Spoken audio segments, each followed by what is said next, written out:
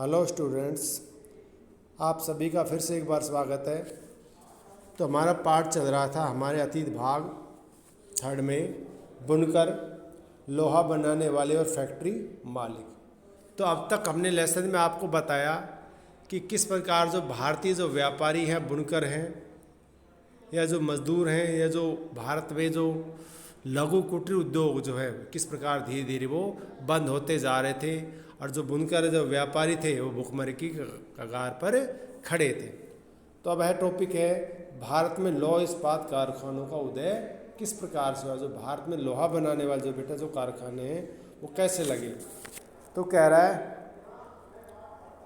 साल 1904 की बात है कि अप्रैल के महीने में अमेरिकी भूविज्ञानिक चार्ल्स वेल्ड ने और जमशेद टाटा के सबसे बड़े बेटे दोराबजी टाटा छत्तीसगढ़ में लौह अयस्क की भंडारों की खोजबीन करते घूम रहे थे।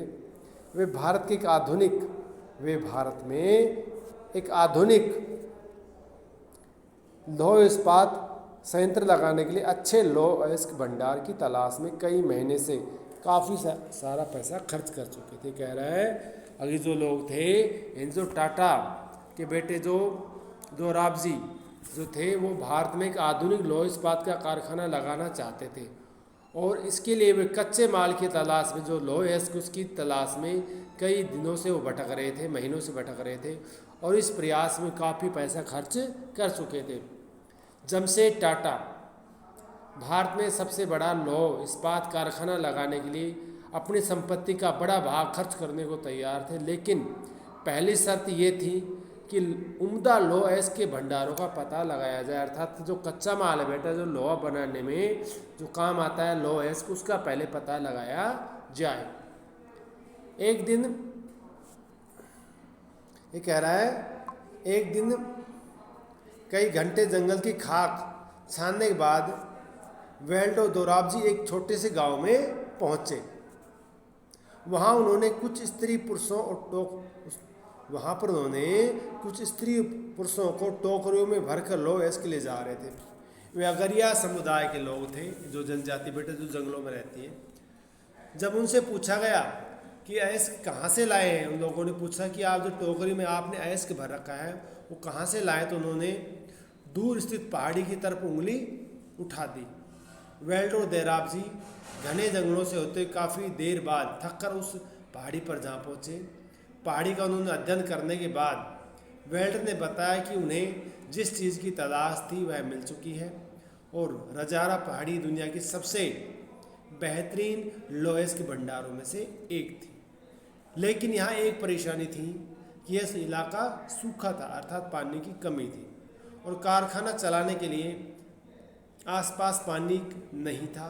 लिहाजा कारखाना लगाने के लिए सही जगह के बारे में टाटा की तलाश जारी रही। अगारिया समुदाय के लोगों ने लौह अयस्क का एक ही स्रोत ढूंढने में मदद दी, जहां बाद में भिलाई स्टील संयंत्र अयस्क की आपूर्ति की गई, अर्थात वहां पर लगाया गया। और वो जो बेटा ये जो संयंत्र आज भी काम कर रहा है छत्तीसगढ़ में। कुछ साल बाद स्वर्णरेखा नदी तट पर बहुत सारा जंगल साफ करके फैक्ट्री एक औद्योगिक शहर बसाने की जगह बनाई गई। इस शहर का वर्तमान नाम जमशेदपुर दिया गया। इस स्थान पर लौह अयस्क के भंडारों के निकट ही पानी भी उपलब्ध था, जहां टाटा आयरन एंड स्टील जिसका नाम है टिस्को। अब आपसे पूछ सकता है बेटा टिस्को क्या है, तो Tata and iron steel company का क्या नाम है, टिस्को की स्थापना हुई, जिसमें 1912 में स्टील का उत्पादन भी होने लगा। टिस्को की स्थापना बहुत सही समय पर हुई थी। 19वीं सदी में ब्रिटेन में बने स्टील का आयात कर रहा था। कह रहा है 19वीं सदी में जो भारत है ब्रिटेन में बने स्टील का आयात खरीद रहा था। भारत जो है इंग्लैंड में बना स्टील खरीद रहा था। भारत में रेलवे के विस्तार की वजह से ब्रिटेन में बनी पटरियों की भारी मांग थी। काफ़ी समय तक भारतीय रेलवे से जुड़े अंग्रेज विशेषज्ञ यह मानने को तैयार नहीं थे कि भारत में भी श्रेष्ठ लौह का निर्माण संभव है। कह रहा है काफ़ी समय बाद तक जो अंग्रेज हैं ये मानने को तैयार नहीं थे कि भारत में भी अच्छे लौह का उत्पादन हो सकता है। जब तक टिस्को की स्थापना हुई हालात बदलने लगे। 1914 में पहला विश्व युद्ध शुरू हो गया। आप अंडरलाइन कर सकते हो बेटा, पहला वर्ल्ड वार 1914 में हुआ। ब्रिटेन में बढ़ने वाले इस्पात को यूरोप में युद्ध संबंधित आवश्यकताओं को पूरा करने के लिए झोंक दिया गया। इस तरह भारत आने वाले ब्रिटिश स्टील की मात्रा में भारी गिरावट आई और भारतीय रेल पटरियों के लिए भारतीय रेलवे पूरी तरह से टिस्को पर आश्रित हो गया था। जब युद्ध लंबा खिंच गया तो टिस्को को युद्ध के लिए गोलों के खोल रेलगाड़ियों के पहिए बनाने का काम सौंपा गया। 1919 तक यह स्थिति हो गई थी कि टिस्को में बनने वाले लगभग 90% इस्पात को अंग्रेजी सरकार ही खरीद लेती थी। कह रहा 1919 में यह जो कारखाना इतना अच्छा लोहा तैयार करने लगा, इतना ज़्यादा लोहा तैयार करने लगा, जो अंग्रेज हैं पॉपुलेशन सरकार, जो अंग्रेजी सरकार यहीं से लोहा खरीदने लगी। जैसे जैसे समय बीतता गया टिस्को समूचे ब्रिटिश साम्राज्य में इस्पात का सबसे बड़ा कारखाना उस समय बन चुका था। सूती कपड़े की तरह लोहे और इस्पात के मामले में औद्योगिक विस्तार तभी शुरू हुआ जब भारत में ब्रिटिश आयात गिरने लगा और भारतीय औद्योगिक वस्तुओं का मांग में इजाफा होने लगा। ये बदलाव पहले विश्व युद्ध के दौरान और उसके बाद में सामने आए। जैसे जैसे राष्ट्रीय आंदोलन विकसित हुआ, यानी कह रहा है जैसे जैसे भारत के लोगों में देश को आज़ाद कराने के लिए राष्ट्रीय भावना विकसित हुई। राष्ट्रीय भावना वो कहते हैं जो बेटा देश प्रेम की जो भावना होती है वो कहलाती है राष्ट्रीय भावना। तो कह रहा है जैसे जैसे राष्ट्रीय भावना भारत के लोगों में विकसित हुई, औद्योगिक वर्ग ताकतवर होता चला गया। जो भारत में जो उद्योगपति थे, हम कह सकते हैं जिनके पास पूंजीपति थे, उन्होंने उद्योग लगाना शुरू कर दिया और सरकारी संरक्षण की मांग बुलंद होती गई। अर्थात इन लोगों ने कहा कि सरकार हमें उद्योग लगाने के लिए हेल्प दे, हमें कानून दे, संरक्षण दे। आगे कह रहा है ये भारत पर अपना नियंत्रण बनाए रखने के लिए संघर्ष ब्रिटिश सरकार को औपनिवेशिक शासन में आखिरी दशकों में बहुत सारी मांगें माननी पड़ी। कह रहा है 1914 से 1919 तक जो पहला विश्व युद्ध लड़ा गया उसमें अंग्रेज़ों की हालत बहुत ख़राब हो चुकी थी और अंग्रेज़ ऐसे में भारत में अपना शासन चलाए रखने के लिए भारतीय लोगों की मांग मानने के लिए मजबूर हो चुके थे। अब एक उदाहरण बता रहे हैं बेटे, जापान में औद्योगिकरण की शुरुआती साल 19वीं सदी की आखिर में जापान के औद्योगिकरण का इतिहास भारत के औद्योगिकरण के से बिल्कुल उल्टा था दिखाई देता है।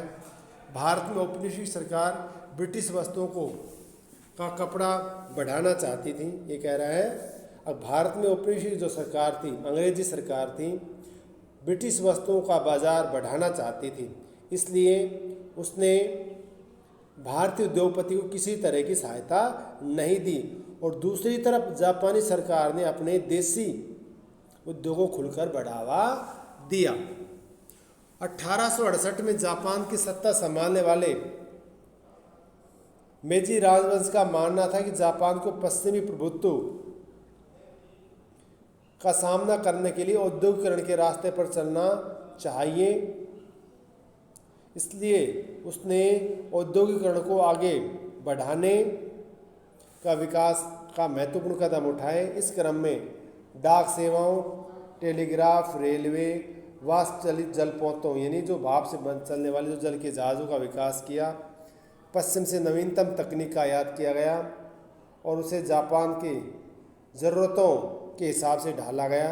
जापानी पेशेवरों को प्रशिक्षित करने के लिए विदेशी विशेषज्ञों को बुलाया गया और निवेश के लिए सरकारी बैंकों से उद्योगपतियों को उदार शर्तों पर, यानी आसान शर्तों पर या कर्जों पर या ब्याज पर उन्हें ऋण दिए गए।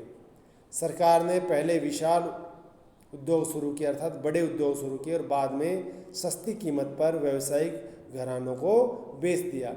भारत में औपनिवेशिक प्रभुत्व ने औद्योगिकरण की, अब कह रहे हैं यदि भारत की बात करें, अपने देश की बात करें, तो हमारे यहाँ पर जो औद्योगिकरण की शुरुआत हुई उसमें शुरुआत में बहुत सारी बाधाएं थी। क्यों? क्योंकि जिस समय औद्योगिकरण की शुरुआत उस समय हमारे देश में अंग्रेज़ों का शासन था और अंग्रेज़ नहीं चाहते थे कि भारत में औद्योगिकरण की शुरुआत की जाए। उन्हें भारत में औद्योगिकरण करने में कोई रुचि नहीं थी।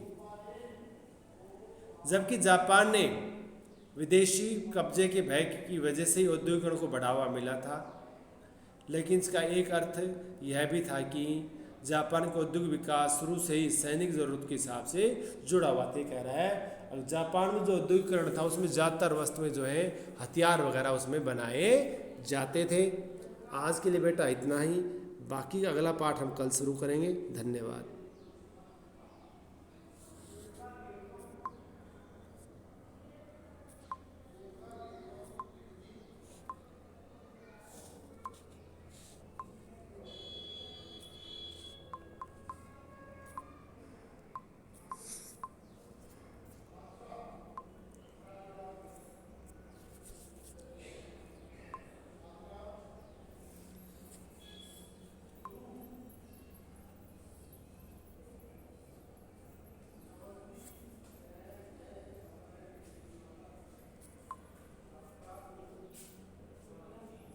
मैडम आप ही पंच बने हो, बधाई हो। मीठा मुँह कब कराओगे? अच्छा नहीं आप ही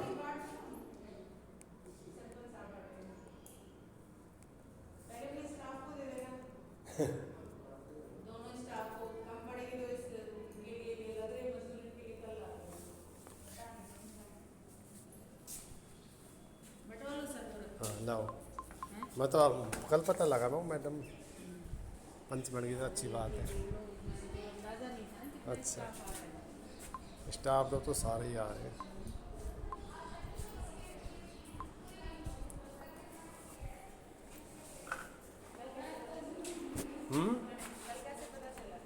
बता रहे थे, संतोष सर बता रहे थे। अब मैडम जीत गए।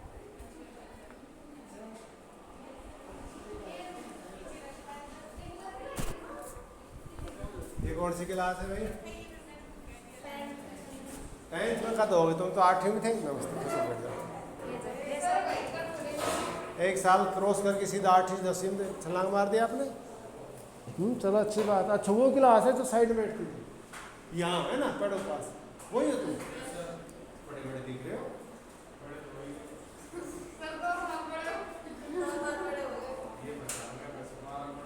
बाकी तो यहाँ है ना, इतने ही आए 3 5 7